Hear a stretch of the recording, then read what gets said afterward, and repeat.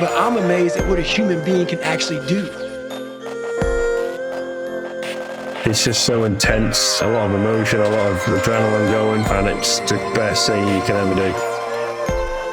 Coming splotting down Bray Hill. So episode 2, got the Harrison folks Bronkin, is that right? Of course. Yeah, okay. The place to be. Driving here, I was thinking, I'm sure they used to be from Peel. I'm from Peel now. Right, okay. Happy days. I'm over 10 years, so. Yeah, emigrated. Yeah, so Nathan, Dean, Glenn. Yeah, what's happening, folks? You busy enough for the H&H and getting stuck in? Yeah, it's been really busy lately, to be fair. It's starting to pick up, obviously, with the season like changing out of winter now. We've noticed a difference towards the end of January. And over last week or two, it's picking up in like bike sales and everything now, which is good. And then the workshop has been fairly busy throughout. Glenn's in charge of the workshop. So Glenn can tell you more about the workshop. But yeah, no, the workshop has been good throughout the winter. But now like the actual bike sales is coming into it, which is good, obviously showing that people are getting ready for the season ahead. So that's been good. Happy days. So what spurred the whole H&H idea? Where did it originate from? Because I know obviously you had the, I'm allowed to say, Quayside Tyres, and then you got out of that and got into the H&H. So I'm just sort of interested to see where or why, really. There's always a why with everything. Yeah, I mean, basically, obviously, you know what happened 19 months ago. We made me realise that I didn't need to have the hassle of a car garage and lots of staff. So we put that up for sale. And it obviously sold. And I just said to these two, do you want to do a bike shop and do it properly? You know, obviously Road and Track were there, and they Alan and Sean did a fantastic job. Obviously decided to retire, and there was an opening. So I said, if you want to do it, let's go and do it. You know. So invested a substantial amount of money into it, which is at the end of the day, what's money? You know, you can sit in the bank and be bored, or give these two something to try and do and pay me back, and and then hopefully they get a decent life out of it. You know, that's the name of the game, really. And obviously, it's something that we all absolutely love and enjoy. Like, you know. Yeah. So. Did you have that plan after you sold Quayside, or was it more after? Well, and then what were your plans after Quayside went? We've kind of been playing with it, hadn't we? Yeah, I mean, obviously, you know Dave Hagan. Yeah. And he obviously took ill when he had Eva Moto, and then come back online, one for a better word.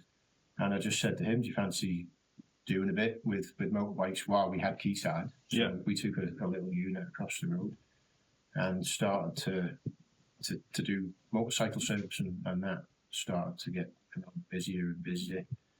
And when we got rid of Quayside, I said, like I said earlier, I said to these two and Dave, should we make something of this, like, you know? And obviously second-hand motorbikes is quite hard to get, really, and decent ones, you know. Or should I say, as these two said to me today, because that's another story, is the history of them, isn't it, you know? Yeah. So we then give Yamaha a shout, and other manufacturers, and obviously Yamaha weren't here for 3 years after Road and Track decided to retire. So we signed up with them, and that's how it's gone. But with regards to the sort of answer to your question, it wasn't a plan to get rid of Quayside and do the motorbike thing. It was more of a thing that I wanted something to do to keep my mind off other things if you get involved. And setting that place up was done it, but now I'm bored again now because it's over to these two. So we need to look at the next thing, like, you know. So yeah, that's where it is, and you know, there's other things going on, but you know, the name of the game is just to get that place flying, really. I mean, it's going to be slow with regards to its early stages and that, you know. Yeah. But it's encouraging, isn't it? Yeah. That's been a whirlwind for 12 months, to be honest. Like, sort of, I think it's been busier than we all expected. That first, like when we first set it up, it was obviously coming into TT. I'd hurt myself, so I left them to like. Obviously, it was going to be like all of us being involved. Quite normal. That. See, whenever there's work to be done, Throws his bike down the road. As in manual work, he decides to jump off and come along and go, what about this? What about that? Like, But yeah, ignore that bit. But yeah, yeah, it was like Glenn said, it was a bit of a whirlwind in the terms of like setting up, because I was actually working at the prison went there for a year and a half, and then when I was just to emphasise you were working. Yeah, I wasn't in prison. Yeah, everyone always says, "Oh, what did you do?" And I was like, "I was working there." Play pool. Well, yeah, pretty much. But yeah, it was just, I don't know, I was working there and I'm trying to help as much as I could on my days off and working nights. I try and stay awake as long as possible and help out. But they've done a good job to get it to where it was. And like we'd never sold, obviously having the car garage, we never actually sold vehicles before, so that was a whole rigmarole. It was kind of at first when we were selling motorbikes, and even the road riding, like as like you just want to get on a bike and go as fast as you can. And yeah. But now boys are coming in. I've just done 3,000 miles, and like, where have you been? It's a few laps. Everything changes, like your thought process about a bike and things you wouldn't usually think of, and do you think it's more geared towards safety then? Whenever you service someone's bike, it's more. But that benefits. I think again, coming back off the racing side, that benefits the customers because you know how particular you are about your race bike. Yeah, of course. You want that to be perfect because at the end of the day, it's you and the bike, and if that's not right, then something goes wrong. Is it hard to get dealerships? Pardon? Is it hard to get dealerships, or is that the Yamaha one? I mean, time-wise, it was. I mean, I made contact with them in December 23, right? Yeah, just as you. And then, probably shouldn't say this, but I'm going to say it because it's true. It's very archaic, the motorcycle industry, as opposed to the car game. And they said, "Oh yeah, we'll come and see you in April." What? Because I expect things to be done yesterday, you know. And obviously, as well, the biking season's a set time, so you want to try and get it underway as soon as possible. Yeah. But in fairness to them, they did come and see us in April. They sent me the franchise agreement, which I sort of read and went, "That ain't going to work over here." Yeah. And they were. Do I want to ask some franchise agreement then? Is that like they expect you to take X amount of bikes, and you're like, the market here is not that type of absolutely. Okay. But they were very good, to be fair. I mean, they actually come back with a lot less bikes than what we said we would take, if you get me drift, which is obviously less than the initial package of what they wanted. And I said to them, right, okay, we're going to do this. I actually signed the agreement at the Northwest 200 in the camper. And I said, I want bikes here and this place done before TT.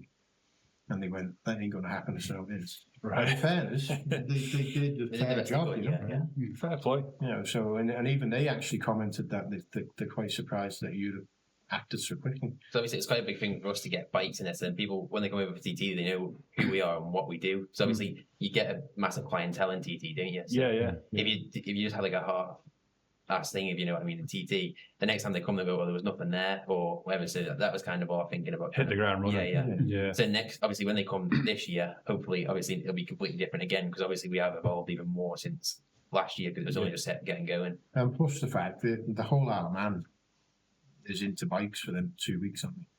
You know, so if you've got some product there, you're going to get locals through the door as well, you know. And obviously, we took a stand up the grandstand and did the quad lock stuff on behalf of Motor Direct. Yeah. Which then 5 people down to the shop as well. So it sort of all worked, you know. So it was as Glenn says, it was eventful, but it kept me extremely occupied, which was good, you know. Yeah. I mean, you can definitely see from outside looking in, it's definitely not, to use your words, half-assed. Like, it's definitely got a presence. Outside looking in, it all looks smart, professional. It's just real clean, you know. So you instantly having a positive impact on anyone walking through a door. It's at least in the first impressions, isn't it? Yeah. That's what you want. When someone said retail is detail, it's different kind of. Yeah, no. So you're buying in second-hand bikes as well, you trade in and trade-ins. Usually trading so far. We've had the conversation, or I'm trying to get these two to make decisions without I won't say without my input, but to make a decision, because as you know yourself, you make decisions. Some will be wrong and some will be right, and that's how you learn. You know? Yeah. But he's always right, so Leave it to him. No, it's and I did put that to them yesterday. Actually, I said, you need to start looking at trying to find some decent second-hand stuff to put through, because obviously, the values are less. They reckon there's not as much money around these days, which I beg to differ when you see how many people are going on holidays. Especially when we went to Barbados, it was full, wasn't it? So I don't think there's that short of money somewhere. So, but yeah, that's what we need to do. I mean, to be fair, this last 2 days, what have you sold this last 2 days? 3 or 4. So, and we're waiting on the 25 stuff to come through the door, so we're going to end up having a rave in there, I think. Well, give us a show. Oh, come on. And classic restorations as well. Do I see that? There's a Honda, is it Honda CB something or other? Oh, yeah. You had on your Facebook pages over the last couple of The little one. little motocross bike, little motocross, or did you see? Was it Oh, the no, is it's a it- 404. That's the one. That's one that Dave did at Evo Moto to show what we can do, Yeah. or what he can do. He's done a, what's he done? He's done a, The SP, he did that. Yeah, It was SP1. No, That was SP1 good. did. Cash, I don't know if you've seen that. It was like in Castrol colours. I missed that one. But that was, he brought that back. That was like literally like dead, but he brought that back and it was like a brand new motorbike. Yeah. He's And like, he's he's so particular with his stuff. He's But doing an NC30 now, isn't he? Yeah. NC30. NC30, that wasn't that after they'd seen what mine Yeah. was like at the Monks Grand Prix. So it all works, doesn't it? Yeah. But yeah, no, I don't think there's anybody as good as Dave and Alan. Well, definitely. Yeah, he's built a few of my bikes over the years, and he's really Yeah. Confidence inspiring would be the best way I can Yeah. explain it. Dave Hagen, he's a class act, isn't he? Yeah. Doesn't cut cuttings. There's No. like, oh, that'll do. Yeah, yeah. It's perfect, or it's not doing that. Be local. Yeah. Even like when we're learning, he like you make sure that he teaches us the right way, doesn't he? With it, even like things like we might not know that he knows, and he like he always makes sure that we do everything the right ways. And then obviously he's got the experience, hasn't he? So Yeah. But like in the workshop and stuff, there's so many things that he teaches us that you wouldn't even think of. Like a Jedi master. Like Jedi. Yeah. Have you got the lads working in the space in the shop, and Yeah. So in the shop, so you can have a day off? yeah. A day off. Me and him are going to Spain on Friday for 3 weeks. That's why I'm trying to get all my selling done now, so I can make up my last time. But yeah, no, mainly I'm like primarily in the shop and like managing like the bike sales and the clothing and all that kind of thing, and ordering the parts, and then. That reminds me, let's get mine. But yeah, then Glenn floats between the two. Glenn calls himself. He calls himself a grease monkey, but he's not. He's going to kill off the floater, which is not a great name. Glenn floats between the two. He does helps me in the office, and obviously does his bits of like social media and stuff, and then obviously goes in the workshop and makes sure the lads in the workshop are doing it. So we've got an apprentice in the workshop, and we've got Matt, who's a senior technician as well. Yeah, so there's a few of us. Is it 5 or 6 of us? You can add up, I can't. That's not a very good, that's not a very cut good that thing to say on a podcast, David. You don't do the books of the company. No? I was saying that, and I actually get an influx of people that want my number. 20 quid. Yeah, there's 4 of you, isn't there? 5 of you, including Dave. It's a good team, solid team. So, winding back the clock a few years, well, a number of years, where the bikes start in the Harrison family. We don't want to mention me because I'll just get slated by Well, no, it's a general conversation. We want everyone to, yeah. So, well, where did they start? What's to start on your road, actual open road riding first? Well, it's funny you said that because your grandmother mentioned that today when I stopped there, because they said Martin Ward passed away from Dickinson's and he was my lawyer when I did 180 and 30. Right. No tax, no insurance, and the registry.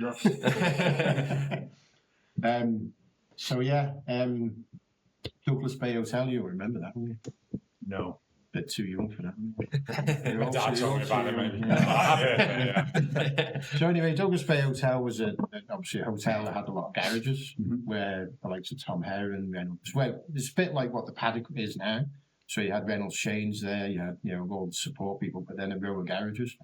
Tom Heron, Alex George, and all that, they all stayed in the hotel. And Steve Colley and myself, because he lived in Eskdale Road as well when I was a kid, we spent the entire 2 weeks at Douglas Bay Hotel. So that's where I got into the bikes, and then obviously I tried to have a go at racing. Obviously nowhere near as good as these two.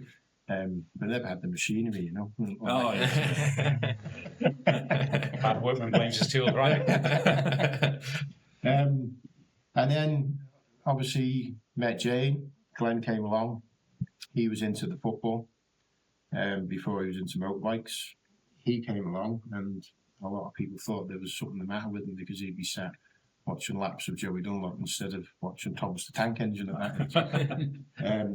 And then was it 5 years old? He begged for motocross bikes. So remember the old boards in the Quap? The old. You won't remember them, you know. Yeah, I think God, I'm old on it. Selling me so. Where you have Facebook now, Oh, right, okay. Like charity thing we never had Like on the phones. sailboard. Yeah. And there was a motocross bike for sale there. And I begged his mother to let me buy it, and that was that. So at 5 years old, he had a little 50cc KTM. Yeah, my birthday party was obviously had the bike, and I had the whole neighbourhood and everyone else riding my bike around the garden. And what was influencing that then? And my dad, obviously, why did I want to motocross? Yeah. I think because I knew obviously from my dad, obviously racing, and I used to go to the racing with him, and he was sponsored like a few Welsh guys, and did he sponsor you? Russell did, yeah. Russell got me that SP1 or Paddock, didn't he? That Cat Road. Yeah. So Russell was obviously, he was a good friend of my dad, so he'd come over every TT Match Grand Prix, and obviously my dad was doing travel and marshalling by that point.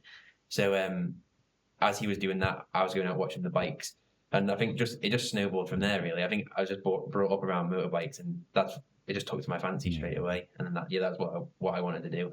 So then he got one, and then he got on the 50, got a 65, and then he wanted to go. So then he got an 85 motocrossing. And then as soon as you then went road racing, didn't you? Yeah, but mine was a little bit slower because I wasn't really interested until he got one. And then when I went to high school, I met Danny McCanny. Oh, yeah. And then I was going away to motocross with him, like all the British stuff, just going along watching and stuff.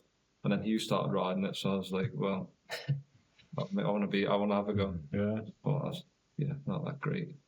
No, you were good on the road bike, to be fair. Well, that's it. I mean, who's the fastest in the Harrison household? Certainly not me. But yeah, obviously, you were good. You did Max Grand Prix and TT. Did the TT once, and so I got help to it, and that was me. And you Got what to it? I got help. Like I said, I only wanted to do it once. Oh, okay. I said I'd done it, and then I'd stop. Interesting. But I kind of done it when I was injured, and you had a bad knee, didn't you? regret. Yeah, I We come both off the told him- derby we like both 6 told weeks him. before, and I was told, "Oh, you won't be riding your bike, this, that, and the other," and then we kind of blagged it. And No, you black. We were at Cadwell Park, and I talked to the chief medical officer and said he's not fit. So anyway, he went and did what you have to do, to pass fitness, and miraculously passed his fitness. But he wasn't fit. But even I said to him, if you would have waited a year, then. But the obviously thing we would is, have like, played if fit. we waited a year or so, like, his butts and what would have happened, he wouldn't have had his chance and stuff. And yeah, I mean, it's done. I got And two you won't boys. go back now. I would, but it's money, isn't it? Yeah. And I've got my kids, which There's the no youngest chance. is riding now, so he's doing motocross, so it's kind of time to move on a bit and do something else. What age gap is it between the two of you? 6 years. Right. He gets. I hated him when he was growing up. Is that true? Ever?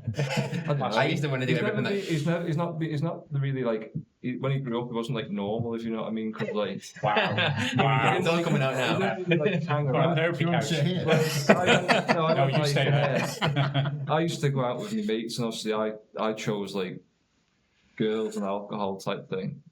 Whereas he's not had a drop of alcohol in his life, and he'd be going out with like his friends. His friends would be taking him to dinner. But your friends are weird. I always joke about it. I'd be now. going out with my mates and doing like growing up stuff. Right. And he'd be going out like watching the bikes, You're going competitive against them, going aren't for you? tea.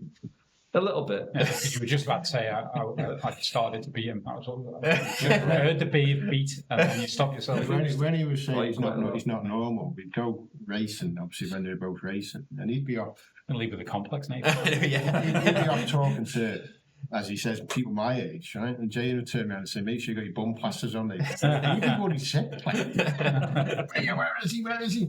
He'd be all right. I make a joke now. All my friends are his friends. They're all. I've got like 50-year-old friends. I'll be give it 20 years. I'll be going to the nursing home to visit them. Yeah. So that's where it all came from. Really, it's my fault. Should have got me into football, shouldn't I? But cheaper. Football boots, football. But you can't. The whole, as you know yourself, Connor, the whole sort of motorcycle fraternity is just ace, isn't it? Oh, it's brilliant. Yeah. There's no better family, if you like.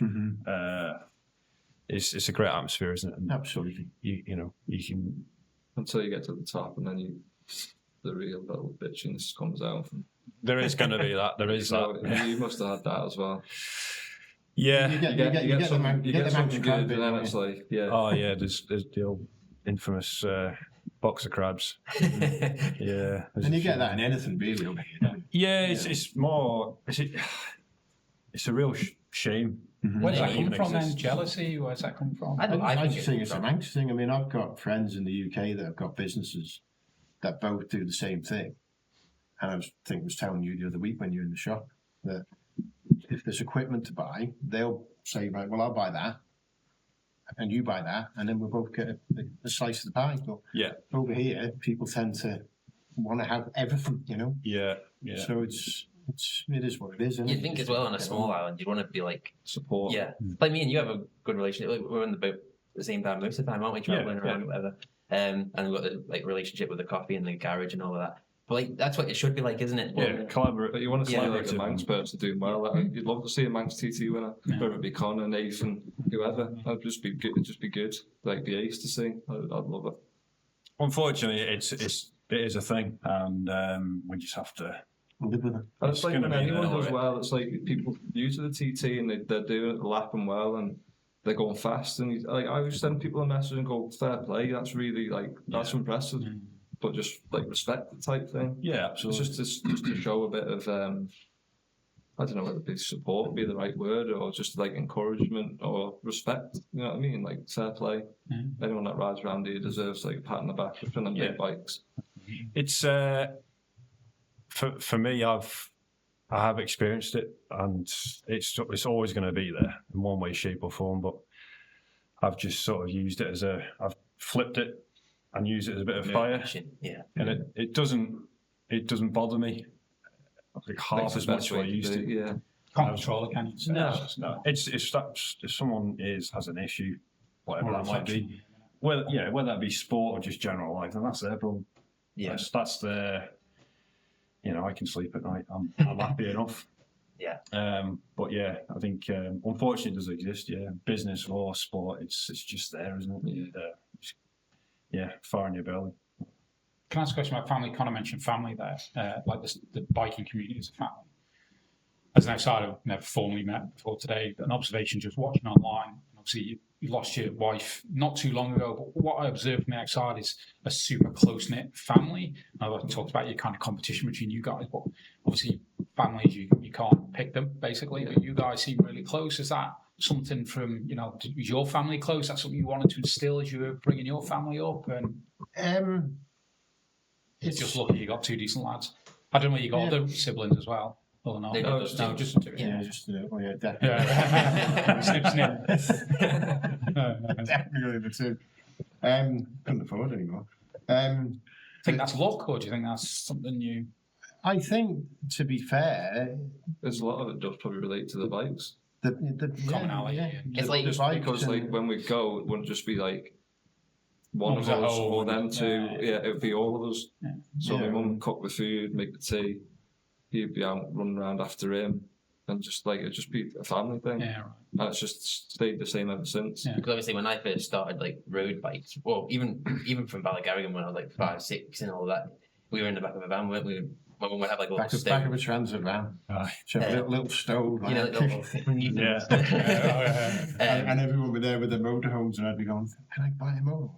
When you pay the mortgage off and you've got some money, you can buy a motorhome. Yeah. And when you say Till family, then, you're not having one. to be And, fair, and that's you know, I think a lot of it, if I'm honest, was down to her because she was very much a driver of keeping me in tow.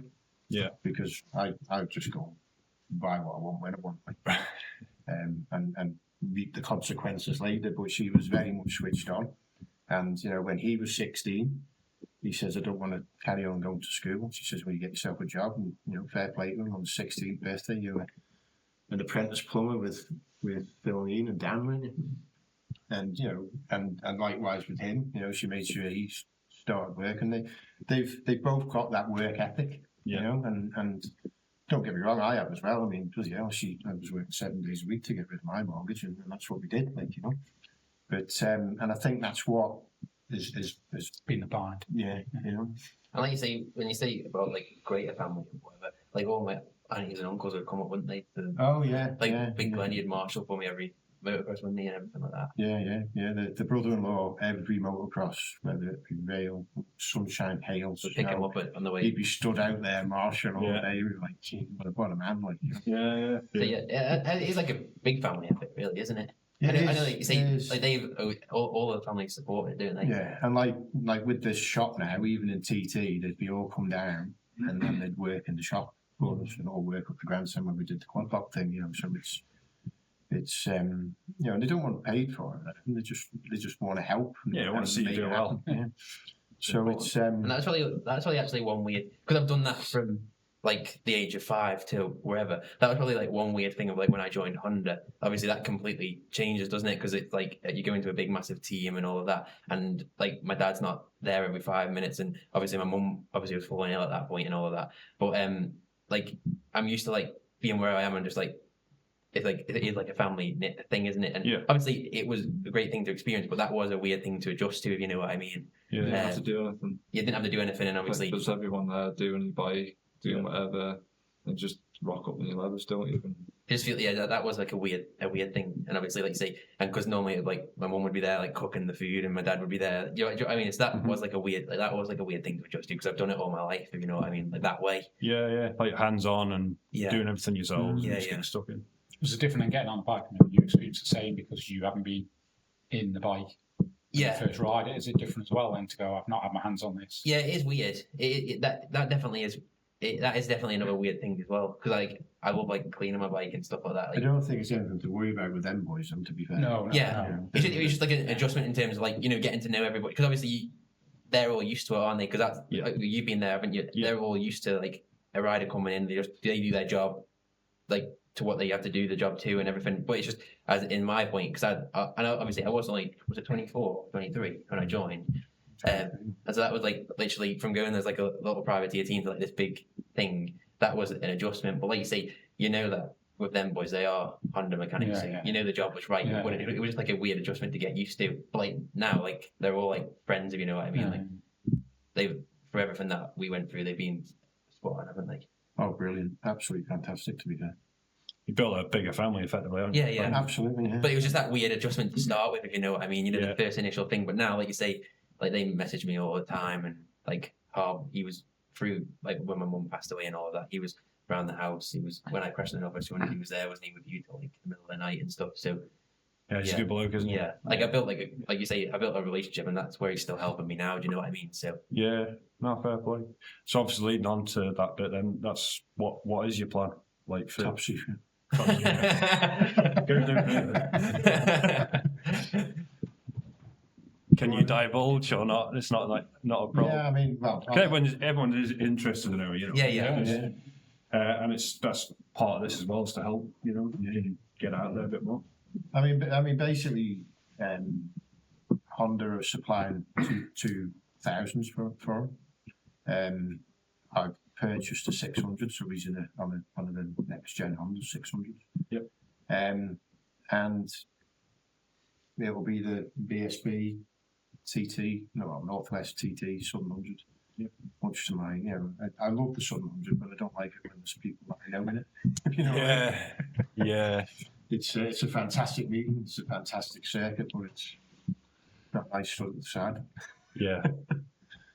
I was asked if I was interested in doing it this year for 25, and it's I was really tempted. I was like, fucking hell. I suppose one of those Fancy things doing that you wouldn't just go just to ride around. That you go and want to do You Yeah, just can't. yeah, You have to. As much as like it's I don't know. I think everybody from the front all the way to the back. As much as they say, I just want to go for a ride round, you never do. Yeah. Everyone Especially rides like the best of yourself, their like ability. you know what you can do around there. So it's kind of Yeah. And it's I'd if I did. Get past Ballycagan with me. Yeah. Yeah, that would be a good start. Bloody hell. You had a good few years down there, though, didn't you? I did. Yeah.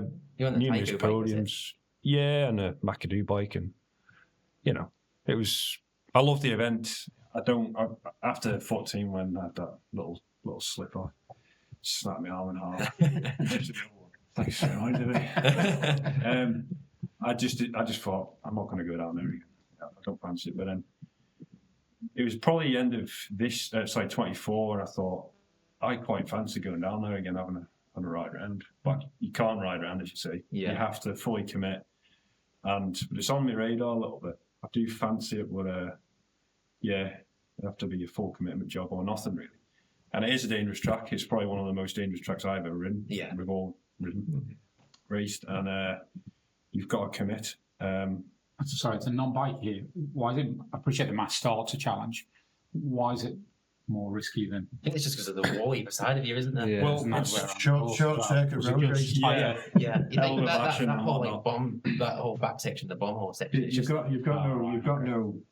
Run up. Yeah, I know what you mean. It's quite narrow as well, isn't it? There's no relaxation, is there? No, You can't. It's not that say you relax when you're doing the TT, but you can get a breather in the TT. I would imagine these days. I don't know. ish. There's the even first thing- Irish boys come over, don't they? Get him on the back of the bike. Yeah. He has a breather.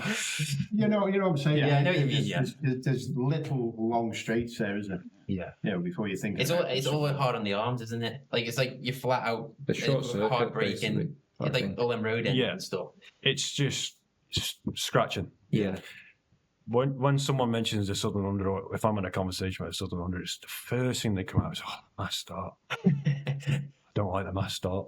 Yeah. But on the bike, we all know Not as bad as it looks, Yeah. is it? it's the Yeah. it's like when you're doing it, you don't think about it, do you? But Yeah. it's not until you actually say watch like a YouTube clip or something, and like you think, holy That's nuts. fuck, that's Oh, yeah. unreal Yeah. to watch. That's what I always say now. I always say I'm good at that because obviously I love the 700, so I always do it. But that's what I always say. I'm good. I can't watch it at the same time because I used to love going down there watching it because there's nothing like it, is there? No. Really? It's last year I went to Cross Four Ways and watched you boys slip around in that wet, and I was like, I'm glad I didn't decide to do it. Yeah. Eating me past him. But yeah, as an event, it's a great spectacle, isn't it? It's good to support it, and that's why I like to go down there, even if it's like chucking a quid into the charity. Yeah. I know you boys want to give me a bit of stick about me parting with money, but like paying for a cake. We won't do that live on the podcast, don't we? We won't bring up the one disc on your But I can cut it out. But yeah, it's good to support.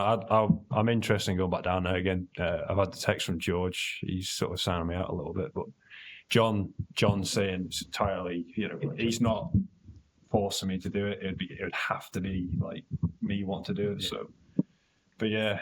Are you going to do it? Yeah, definitely doing it. Much to his delight. Brilliant. Yeah. I love it.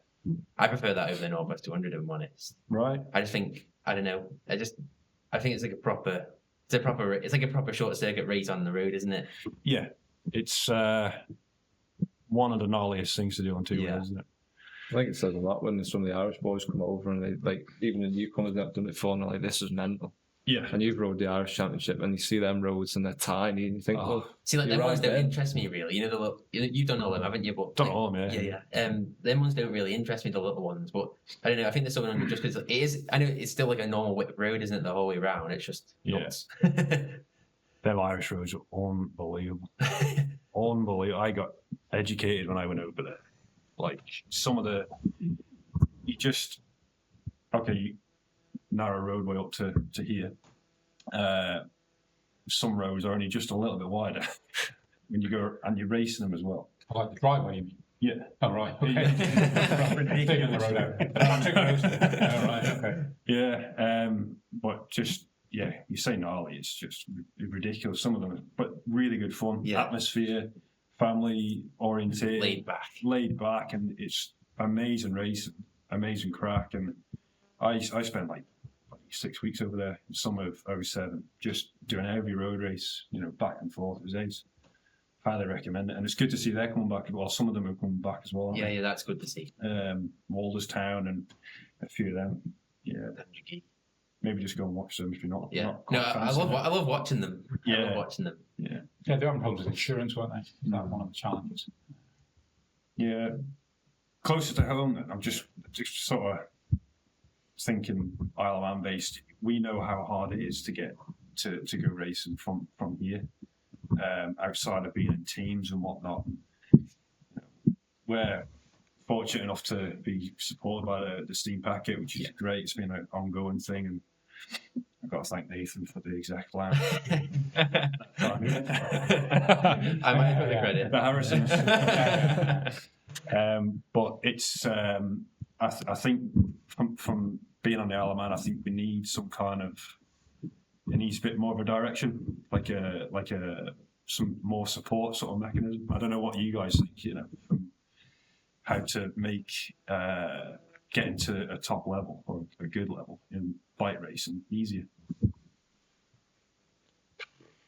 It's a hard one because money aside, Yeah, I suppose we're limited for people getting started, aren't we? The problem is like where you start. Like if you think about it, all the people in the UK are lucky enough that they drive an hour and a half, which they think is nothing, or 2 hours. They think that's nothing. We think that's like a long time. Because obviously they were in the Isle of Man, but in 2 hours they could be at Holton Park, Donington Park, Brands Hatch on a Wednesday on a track day. Well, as you know, MBSB boys are there all the time, aren't they? Yeah, practicing, living on it. Yeah.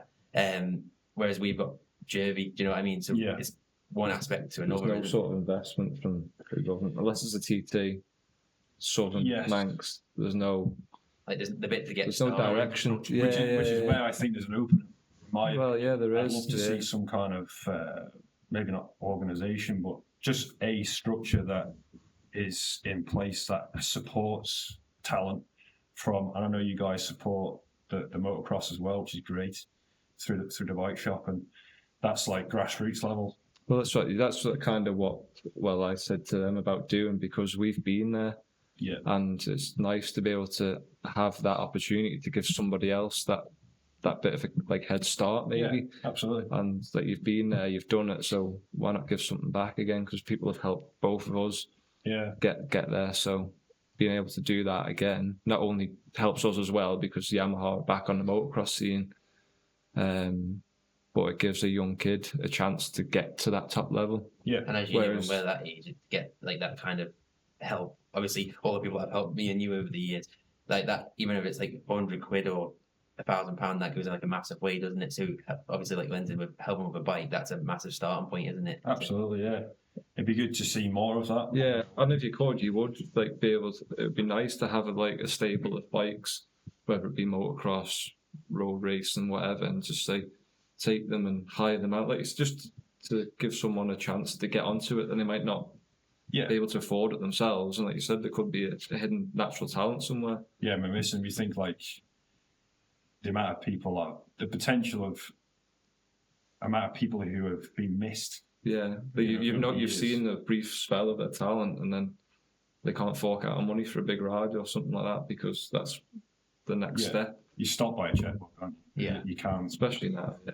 Do you think the infrastructure to attract wouldn't say talent. So I compare it to cycling, which Matty and I do, where you go to the NSC, you've got an environment from the age of 4, really, where they can. More accessible as well. Yeah. And obviously cost it is better, but if you do motocross, or is there a level? I mean, what age do people start entering in regard to riding bikes off roads, wherever?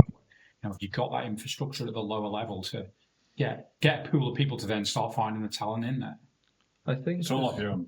So There's no clubs at that No. sort of side. It is just No, there's clubs. There's a schoolboy motocross club. well, there's But I know what you're saying, that you've got, with the cycling side of things, you've got, what you do down the NSC with the kids, isn't it? Whereas like a motorbike is that's like another side of things. Like a motorbike, you're gonna have to have somebody that knows what they're doing with it to start with. You know what I mean? Like that's like You can't just rock up yeah, and like jump on it. parents might have no idea. Parents they don't have a son that's into football or whatever, and they decide, oh, the other son wants to do motocross, but then they've got no Just like a barrier idea. to entry, isn't it? Yeah. I suppose with like the cycling side of things, someone could rock up and can I have a go on your bike? Yeah, and it's pretty. It's fairly relaxed. Whereas I get where you're coming from, Connor. How you sort of achieve that is, I think, would take some thinking. It's difficult to get access to Derby. yeah, So subject to us. Oh. Yeah. Nathan had a huge. Sorry, I'm interfering, but yeah, it was a major accident. Like a life-changing, fair to say. Yeah. I'm still playing with it now, and I really. One went from 15, 16. Yeah, that's it. Yeah. But yeah, in terms of It's his fault. More for the listeners. the facilities are there, I think. You could create something big up there. Whether that be, so we have Derby Motordrome, that's what it's called now, right now. You've got the kart track. You've got no end of gym facilities. You've got nutritionists. Right across the board, the skills and the facilities that are there, in my opinion. I just think they need brought together. A bit of almost like a talent spotting facility, if you like. Just providing a route for someone to potentially meet their potential. I don't want to go into it too much, but I think we've been there before. And that's what you tried to do. Yes. You tried to make that area something like that, but just stopped in its tracks. There was all sorts of planning, wasn't there? There was planning for No, you go. like planning permission. I think was submitted for like a motocross track. And it's exactly like what it could be something good up there, and there's potential. But A multifunctional facility. not just the bikes, Even cycling. Yeah, exactly. There's carts, pit bikes, supermoto. There's so much that could be If done. you look at Open Park, where they've got the skid pan and the learn the driver guys, in that little area where you park up before you go into That's the right. Yeah. So that's a multifunctional circuit. And to me, there's no reason why that can't happen over here if the element want it. That's bringing safety to people like before they learn to drive, isn't it? Do you know what I mean? Because you got like 15, 14-year-old driving cars, or like learning how to drive a car. Same as like bikes, for example. Like Glenn's getting involved in doing the CVTs and stuff now from customers. But that'll be like a perfect place to bring them, isn't it? And show them basic bike training, if you know what I mean. Yeah, absolutely. As I say, it's all there for the taking, and when you generalise it across all the sports, I mean, we all know and we can see what the Isle of Man has produced, but they've all had to go off island. They've all had to really go above and beyond. And how many slipped through the cracks? Yeah, and it's. I think what I'm trying to get at is this trying to prevent any further talent slipping through the net, which would be certainly one thing I'd be interested in. Getting on board with. I think it could be done, but it's just trying to stop or trying to persuade people that want to have that as an active runway in case a plane needs to land. The rabbit that's lived there for a few years in the grass. Or the plant that's got to come out, it's like a endangered species of a flower. It is kind of mental, though, isn't it? I assume it's maybe people's lack of foresight, but it's like, what's the one thing that you go around the world the Isle of Man's known for? Exactly. It's hard to that. It's got a wheel. And it's like just the ability to leverage that as an island. I think, which is what I've seen cycling with Yeah. Cav. They're leveraging it. They're having the sports centre off and they're creating and space. I do think, to be fair, that the TT guys are doing that right now with the TT. With the TT. Yeah, And it's That's not not next level. that's isn't it? it. copy amazing. paste. Yeah, It's exactly. not hard. Well, it is hard, I'm sure, but in fairness to them, they've only got a small team, haven't they, for what they're having to produce, and to move it forward, is the amount of people that are doing that, I think, is tiny for what they're doing. If you get me punching Moving it forward with the times, and it's making it accessible for everybody, which can't get you. I think it's Well, like really the TT good. Live, isn't it? Like granddad, like I set my granddad up with the TT Live, and he was obviously he's a bit unsteady on his feet and everything now. And I joined. Still love to come to the grandstand, but he needs somebody with him. Right. And I said, I can't stay with you. Yeah. Phil Nathan set him up with TT Live, and he was like 82 years old, being with TT every year, and he was like, "This is amazing." And he lives in Onken. Same with that, like that WhatsApp group as well. That tells you all the information. I added that onto his phone, and like he was loving it because it tells you all the updates. Where What did you tell him it was? straight from race control, I thought. But he was loving. Do you know what I mean? He loves it because it's all there, isn't it? So like that's like the next. That's what they brought it to. Like. And that's just somebody on the Isle of Man. So imagine what that's like for people in Australia and everything like that. So it's incredible what we the first podcast we did. It was quite mind blowing, really, for like what Paul was getting across, and we've all seen it. We've all seen how high the level the TT is punching at now. World class event, and it's unbelievable. I think but a TT is such a huge undertaking as an event. It takes all of the time. yeah. I think if they had 10% more time to give, and they could do help with this side like concept, if you like, that would be world class as well. Yeah. Such a Because they got the foundations, haven't they? Yeah. And they know what they're doing. But I suppose watch this space. That's a resilience question. I was reading, I don't know when the news article was, that was an interview with Nathan a while ago. Well, I assume it was. But they were talking about that crash so I appreciate we don't want to always talk about crashing. I don't mind. in 16, and you said in that article it helped you grow up. Yeah. And so maybe talk a little bit about that. Not the accident, the experience as a young age. I think it was like a bit of a reality when I realised like what had happened. So obviously at first I was knocked out and I was broken. But when I got to Liverpool and kind of come around a little bit and realised where I was, and I was like, they actually put me in like the Royal Liverpool rather than Alder Hey because I was like 16, so it was like on the verge of anywhere, but they put me in the Royal because they would prefer to cancel adult operations rather than other children operations. And I think when I started coming around to like the world, because I was probably out of it for like a couple of weeks probably, like I didn't have a clue really what was going on. And I think when I come around and I realised what had happened and where I was, and obviously in a city hospital in Liverpool, you see all different sites. Even in like in a room, you have people walking past with like one leg, or like grown adults, and you hear all sorts going on. And I think like the experience from like there to like having to like see what like other people are going through, and also I was like a child in a big city hospital. I think that kind of made me like grow up from there to the point of even like the recovery of having to get over all my injuries. To try, like I had a focus to try and get back on my bike, and I think that basically made me realize like how to grow up. There were a lot of people as well that did say that you won't. Well, some people thought he wouldn't get back on. They won't be as fast as he was, because he did start picking up when he jumped to that 600. I'd only been on it like a few times. I think like a few people like, wow. I mean, he probably only crashed. He was trying to beat me, but.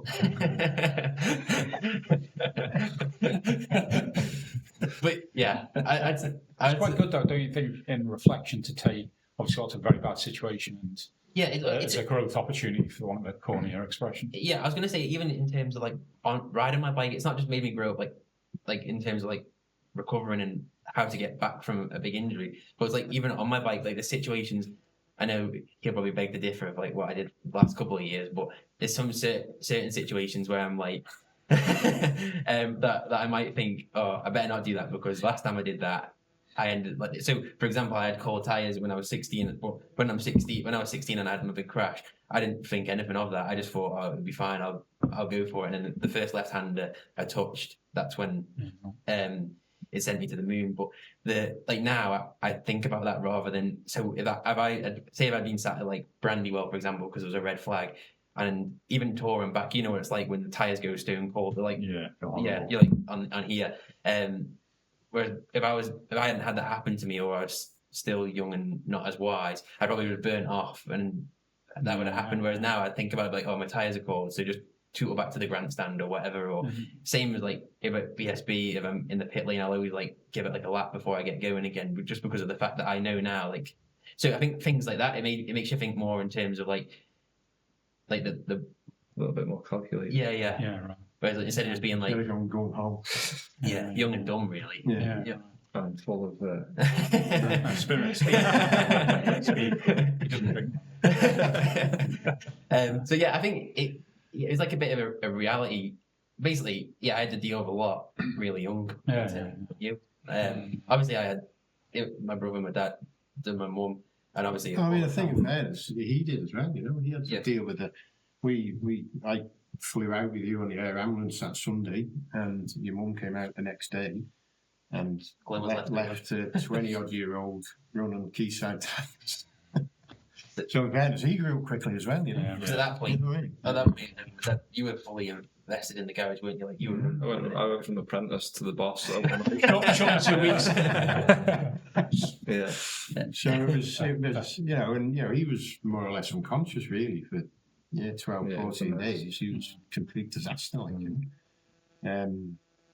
But yeah, he did. Well, I don't know where they grew up, really. I don't know where you're getting that from.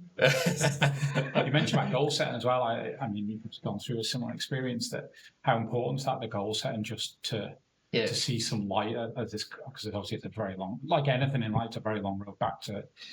Yeah, that was definitely a thing. Even from my first crash when I broke my femur when I was 12, like that was always the thing, wasn't it? Like we were talking about the fairings for the bike, and when I was in hospital, like your mum and dad know, don't they? They know what to do. So obviously I was talking about wanting to ride my bike again, but they just give me like things to like focus on. So like my big crash, I had my cage on. It must have been like nearly a year. But obviously you can see like a massive like when I look back at the pictures now to what my leg is now, I know I disturbed it a little bit last year. But like the difference from what it was like when I had my big crash to now is like completely different. And obviously, I imagine it's hard to see that day to day. That's what I mean. Motivation. It's weird. But like when I had my big crash, obviously it was like a 2-year period of not riding a bike. So I lost 2 years when I was dead young as well. So that's 16, 17, 18-ish before I got back on a bike. There were some harsh words when he wanted to get back on. Well, I'm doing this meeting and just said you're not going back on a bike until you've done at least 5 track days. I need to get racing now. I need to get racing again. So you're doing track days. And in fairness to, after you got back on for the first time, and I see what you mean. Was that always, when we talk about that your goal to get to, ride TT racing again, or was it just to at least just get on the bike, or was it always going to be, no, I'm going to... I always have high expectations. So the TT was definitely that's basically why I started racing bikes. Obviously, from watching Joey Dunlop back when I was 5, 4, 3, that was always who I wanted to be, if you know what I mean. So the TT was the whole reason why I started riding bikes. So that's when I had that big crash. I never really told myself that I was never going to do the TT. So I think that was like the focus, like just to get back on a bike and get riding again and get to the TT, and that's what I've done. Do you think as Manxies have more pressure racing TT? I don't know what Connor thinks, but I don't think so. I think I use it as like, I know we say about Mike's cramp syndrome, but they're normally like within the racing community, you know what I mean? Like the people that are like that, not the actual, the Isle of Man. I think the support they give to the locals for racing, like when you go around the course and like you're on the last lap or whatever, the amount of people that are waving for you and the support you get on social media and all that kind of thing from people that are over here, I think I use it as like a bit of a boost, really. I don't really see it as pressure. Obviously, I've not been at Connor's level yet. Do you know what I mean? Like Connor's, you're there, aren't you? If you know what I mean. So I don't know what it feels like to be like in that fighting for the win kind of thing. But I kind of use it like a boost, as like they're supporting you. Do you know what I mean? I think Manx people see it as they know someone racing TT, so it's like, oh, he's my mate. Yeah. That is the thing, because outside of it, after the 2 weeks are done, you're brushing shoulders with them in the street. Yeah, you just It's just I normal, wish, just a you normal know. day. Yeah. That's who it was. yeah, you're just one of them, aren't you? Really? Yeah. It's which I think's quite a nice thing about TT and roads. It's I mean, I don't know, but I don't know whether you get that with like Formula One or MotoGP or what. I don't know. I don't think you'll see. Well, you just don't, do you? Because we're riding a TT course, and You don't see many F1 drivers selling coffee and selling motorbikes. Do you? no. It's but no. In terms of support, you definitely see it, you feel it. It's amazing. It's I mean, to be fair, in the northwest as well, and early when the Ulster was around, which I'm gutted isn't on the calendar anymore. Same there. They absolutely love it. I did Armoy in July there, and the fans are just there supporting the event was incredible. We'd be first or last to support the riders. Absolutely. They were Like, just- without them, there's nothing, is there? Really? yeah, they're a huge part of what makes the wheels go around, really. Yeah. So, but no. Well, I appreciate your time. Thanks for coming along. I think it's been a nice chat. You know, Good luck this year. Yeah, thank you for absolutely, having us. no problem. Yeah, so what's your plans for TT 2025, Mr. Cornell? Please. Well, Esquire. Yeah. So yeah, John Burrows by RK Racing, BMW equipment, and Ducati. So in super sports. So You've been Ducati before? no, it's all. Are you riding out in Spain? No, Not really. The BM. So yeah, just going to get laps really, but yeah, that's the plan. So the first round of super stock at Alton, some testing, maybe some Irish short circuits as well. Northwest 100 TT, and then a couple of British during the year. So something like a Thruxton, you know, is just like side of the tire, and you just. What about the new one, like the ones we were talking about, the little ones, Walderstown or anything like that? I fancy going back to Tandragee. Yeah, that's come on the radar again. That's on the official on the calendar now. So that I've only done it once in 07, and that was just a hell of an experience. Like I remember, I rode for Millsport motorcycles. I'll finish quickly. As long as you want. Yeah, and they were good friends of Phil McCallum. Obviously, everyone knows who Phil McCallum was. And I'm like, I can't wait to meet this fella.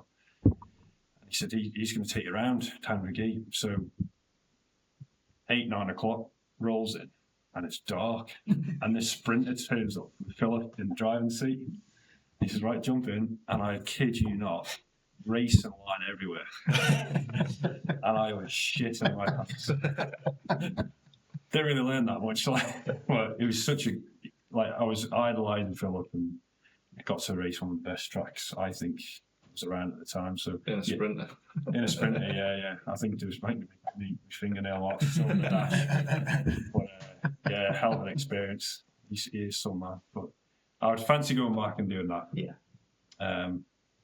Just to say I've done it again. You know. Yeah. It's amazing. And you're probably at a different point in your career now as well. Yeah. Like to what you probably. I What are you can't. trying to say there? No. When we're talking about I'm like. not quite into knitting just yet. No, when we're talking about like when I'm saying that you're fighting for like the winning at the TT and stuff in 07, I'd imagine that you were quite new to it then, were you? Yeah, I was all like, just do anything that was sort of thrown at me. Yeah. And they want to do JMF Millsport. They want to do the whole Irish Roads, Irish team. Yeah. And I thought, yeah, go for it. I was only like, it's 21 at the time, Yeah. 21. Just ace. Let's go. Couple of nights out of Kelly's as well. It was amazing. That's what I mean. But now you've done all that, like all them podiums at the TT and everything. So you've got all that experience, and you can go there with like a completely different mindset, can't you? Yeah, and it is experience. You know, Yeah. what we've discussed that quite heavily is experience. It makes you grow as a rider, as a person. You know, it's I'm the same with that. Go back to Tandragee if the opportunity arises, and yeah, I'll be a different sort of rider. Really, hopefully, hopefully win. So yeah, watch this space anyway. Yeah. But yeah, thanks again. I really appreciate your time. Thank Yeah, you. thank you. Good luck in Thank you. Spain, and Yeah, and you. have a great year. Thank you very much. Poor flimsy humans. Don't you wish you were flawless like me? A towering inferno of physical perfection? I hate to pop your blimp-like ego, but you're not perfect.